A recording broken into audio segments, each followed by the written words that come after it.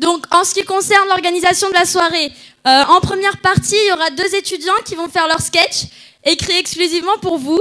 Donc, c'est des étudiants 100% Med Novancia. Donc, voilà, ce sera leur première scène. Donc, j'espère que ça va bien se passer. Et justement, à l'entrée, on vous a distribué 2 cartons, un avec écrit Sacha et un avec Giovanni. C'est parce qu'à la fin de leurs 2 prestations, on vous demandera de voter pour celui qui vous a fait le plus rire. Voilà, donc on vous demande de voter parce que le gagnant représentera Novancia au Campus Comedy Tour, au Casino de Paris, donc dans le cadre de la soirée du Campus Comedy Tour. Ce sera le 12 janvier 2013, si la fin du monde n'est pas le 21. Voilà. Et en deuxième partie de soirée, bien sûr, il y aura Kyron qui va jouer devant vous son spectacle Libre Éducation, spectacle qui joue actuellement à l'Européen. Donc voilà, je vous ai dit tout ce qu'il fallait savoir concernant l'organisation de la soirée. Donc sans plus tarder, je vais vous demander d'applaudir bien fort notre premier comique qui est Sacha. Wouh, allez Sacha! Pull up! Wouhou!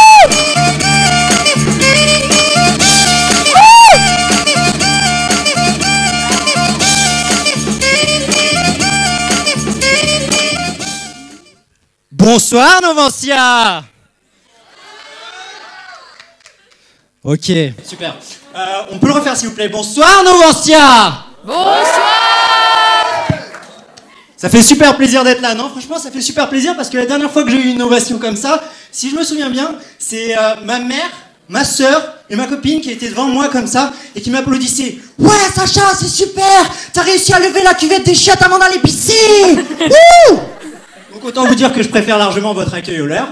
Et en fait, je voulais vous parler d'un truc qui, moi, me choque un peu, ou me fait rire aussi, c'est les transports en commun. Je sais pas si vous voyez de quoi je veux parler. Est-ce qu'il y en a ici, ce soir, qui vont rentrer en transport en commun? À main levée, à peu près.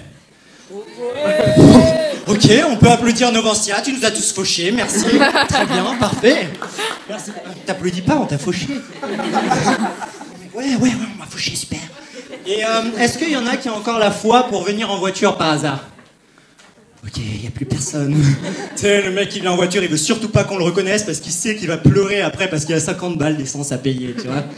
Donc, moi, je voulais vous parler de transports en commun parce que je suis comme vous, je suis un peu fauché. Et je prends les transports en commun pour venir. Donc, j'ai remarqué des choses assez bizarres. Ça commence dès le matin, tu vois, quand t'as la tête encore dans le cul, pas réveillé, et que tu vas pour checker ton billet. N'importe quoi. Que tu vas pour passer ton billet et que tu vois des gars assez bizarres dès le matin, on dirait qu'ils t'attendaient déjà de pied ferme, ils sont comme ça, ils sont stressés les gars, et ils attendent que tu poses ton putain de passe Navigo sur la borne pour se faxer avec toi comme ça, et le mec, très sérieux, quand tu te retournes pour savoir ce qui se passe, te regarde et fait « T'inquiète, ça passe. Ça passe. » Comment ça passe? Mec, t'as vu ta gueule, tu serais une fille blonde, lunettes, et chaussures à talons, là ça passerait, je te fous une petite tape sur les fesses et ça passe. Franchement, toi ça passe pas du tout. Et puis après, il y a des trucs encore pires. Les gars, franchement, je sais pas si c'est un truc qui est particulier aux Parisiens, mais franchement, vous avez vu vos gueules le matin sur le quai de métro? Les mecs, on dirait des charpés, ils ont tout le poids du monde sur eux comme ça, et ils ont pas envie de vivre. Les gars, ils sont comme ça, ils te regardent comme une merde. Non, aujourd'hui c'est pas le jour. Hein? Et je les vois, ces mêmes mecs sont postés à des points stratégiques. C'est-à-dire que t'as 10 000 personnes là, plus personne, 10 000 personnes. Au début, j'avais pas compris. Après 2 fois où je me suis fait avoir, j'ai capté. Le gars, ça fait 10 ans qu'il prend le même train, il sait qu'à ce moment-là, la porte va s'ouvrir ici, qu'il va pouvoir prendre la première place, parce qu'après, il n'y en a plus. Hey, tu le fais toi aussi? Bien sûr tu le fais. Tu sais où il faut t'arrêter. Et donc tu vois, les gars, ils sont au taquet, mais quand ils arrivent à prendre leur place, qu'ils ont laissé personne descendre, qu'ils ont foutu le boxon pour prendre leur place, quand il y a la petite vieille qui arrive... Pardon monsieur, vous pourriez me laisser la place s'il vous plaît? S'il vous plaît. Le mec à la rage, il est obligé de se lever. T'imagines si la vieille continue encore plus après? Ta cul. Ce serait trop marrant, non? Ce serait trop marrant. Donc, forcément, il y a des gens bizarres le matin et souvent ils sont super stressés et super mal à l'aise, tu vois. Je le vois parce que, par exemple, ce matin, j'ai essayé de poser la question, est-ce que vous avez l'heure à avoir une fille? Genre, mademoiselle, est-ce que vous auriez l'heure? Oh mon Dieu! Oh mon Dieu, un violeur! Ok. Je vais tenter ma chance avec une vieille. Je lui dis que ça va passer. Oh mon Dieu! Un violeur! Bon, on va voir un mec. Monsieur, bonjour, est-ce que vous auriez l'heure, s'il vous plaît? Ouais, j'ai aussi beaucoup d'autres choses pour toi. C'est lui qui m'a fait peur. Donc forcément, j'arrive. Tu éteins ça, s'il te plaît. Et tu sors. Forcément, j'arrive. Je vais aussi me positionner à mon point stratégique, tout au début du train, avec la première porte, pour que quand le train arrive, je n'ai pas à marcher. Wouh! Aussi, c'est bon. Donc je me passe ici et j'attends mon train. D'ailleurs, je ne sais pas si vous avez remarqué, mais pour ceux qui prennent les trains de banlieue, la SNCF nous a gentiment offert des nouvelles rames. Tu sais, les nouvelles rames avec ciel étoilé, super télé et tout. Sauf que, ce qu'elle t'a pas dit, c'est que ces rames-là, tu peux les prendre qu'en horaire creux. Donc toi, le matin, quand t'arrives et qu'il est 8h, c'est pas celui-là que t'aimes. Non, c'est le train merdique. Bébé. Et forcément, je me demandais, mais qu'est-ce qu'ils ont foutu de nos 500 balles qu'on paye toutes les années pour avoir notre passe Navigo? Parce que moi, à un moment, je me suis dit, mais franchement, je vois rien arriver. Est-ce qu'ils n'ont pas gardé, tout simplement, pour faire leurs annonces de merde? Tu sais, toutes les 5 minutes où tu comprends rien, c'est à base de « Bonjour, mesdames, messieurs. » Merci. Non. Ou sinon, tu sais, les annonces qui veulent rien dire, du style mesdames, messieurs, bonjour. Un problème de signalisation bloque actuellement le trafic pour une durée indéterminée. Un problème de signalisation. Les gars, il y a 2 fois de rail, un aller, un retour. Et où la signalisation, là? C'est pas comme si le chauffeur pouvait dire « Allez, c'est parti, les gars, on rentre à la maison, j'en ai marre, moi. Putain !» Impossible dans ces trains-là. Donc forcément, j'arrive et moi, je me place sur ma place fétiche, tout devant.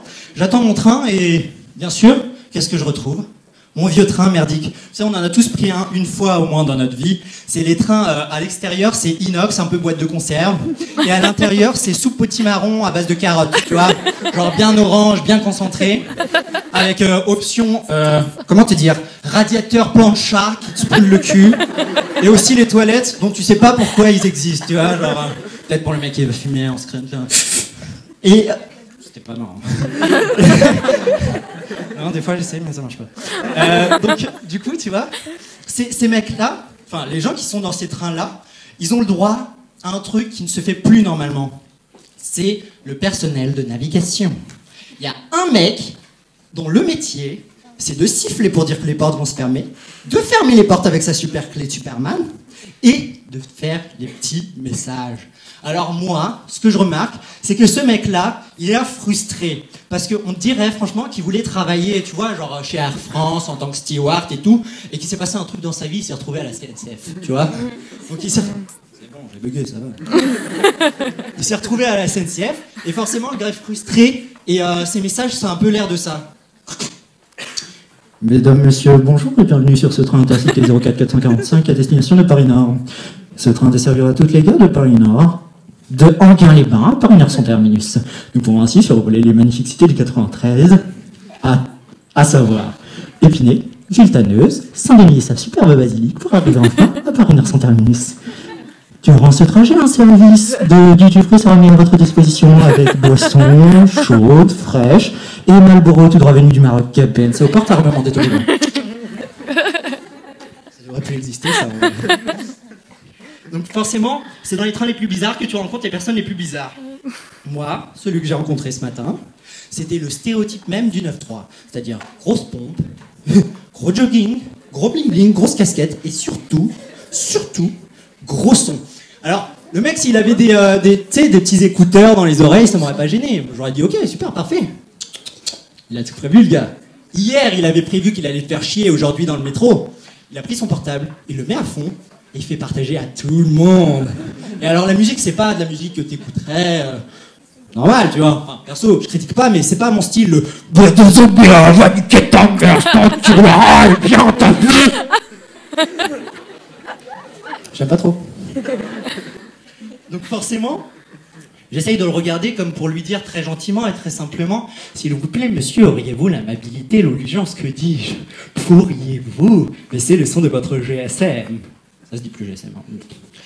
Et là, c'était la mauvaise idée. Le mec entame avec moi une espèce de battle de regard. Tu vois ce que je veux dire? C'est le truc, il dit rien, mais toi à l'intérieur, tu te décomposes. Tu sais, il s'assoit, il vient de boire. En 5 minutes, il va te foutre en l'air. Qu'est-ce qu'il y a maintenant? Qu'est-ce qu'il y a maintenant, hein? Tu vas faire quoi? Qu'est-ce qu'il y a? Tu vas faire quoi? T'es sérieux, mec? T'es sérieux depuis un quart d'heure? Tu vas faire quoi? Forcément, tu baisses les yeux. Tu baisses les yeux, mais ce que t'as pas oublié, c'est que ce train-là, c'est les trains conserves. C'est les trains sur ressort. C'est-à-dire que dès que le train ferme ses portes et qu'il commence à arriver, le mec perd toute crédibilité face à toi. Qu'est-ce qu'il y a maintenant? Qu'est-ce qu'il y a maintenant? Qu'est-ce qu'il y a maintenant? Hein? Qu'est-ce qu'il y a? Mec, j'ai pas envie de te regarder, non? Je veux pas, tu vois? C'est pas possible, il perd toute crédibilité, le gars. Et franchement, je me demande aussi pourquoi il aurait pas attaqué le mec qui était à côté de moi plutôt que moi. Mais en même temps, quand je me rappelle bien, ce gars-là avait aussi un truc bizarre. Tu sais, c'est le genre de mec que tu rencontres dans le métro où tu dis, alors lui, il va pas passer la journée. C'est le mec qui essaye de lutter encore, qui se croit encore dans son lit, tu vois, à base de...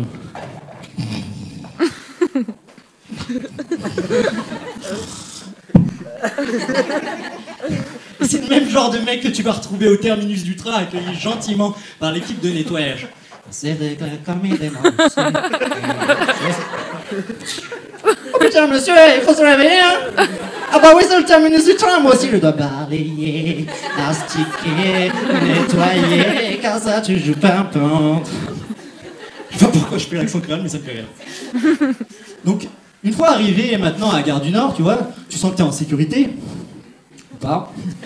Et moi, je sais pas pour vous, mais moi je dois prendre le métro 4 pour venir jusqu'ici. Alors, le métro 4, si tu vois pas ce que c'est un peu l'arche de Noé version 2012 où t'aurais foutu que des poulets dedans. En batterie, tu vois, les poulets du KFC. Et c'était pas marrant non plus. Et donc, du coup, si tu vois pas non plus encore, c'est comme le RER A, sauf qu'eux, ils ont 2 étages. Nous, on en a qu'un, il faut rentrer le même nombre de personnes. Donc, j'arrive dedans, et forcément, t'es comme une crêpe aplatie comme ça devant tout le monde.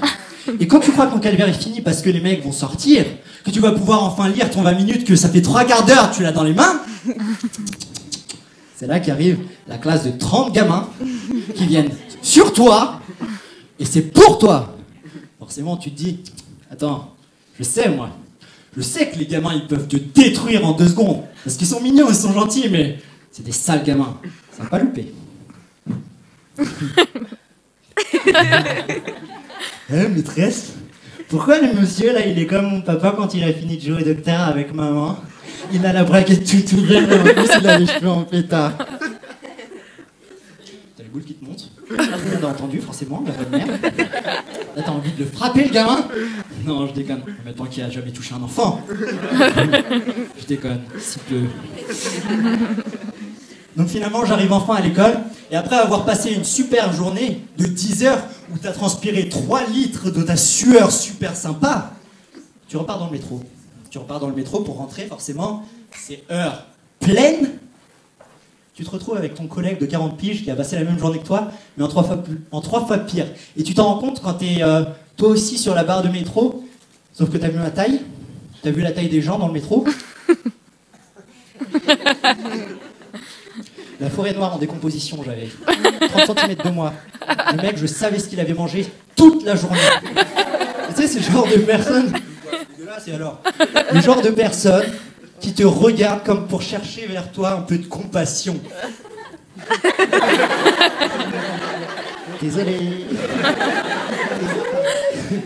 Tu vois ça? Mais bon, pour ce qui est du soir, je pense qu'on va laisser ça ce soir, parce que quand vous allez rentrer, j'espère que vous allez bien faire attention et regarder ça pour moi. On en reparle demain. Merci, c'était Sacha. Merci.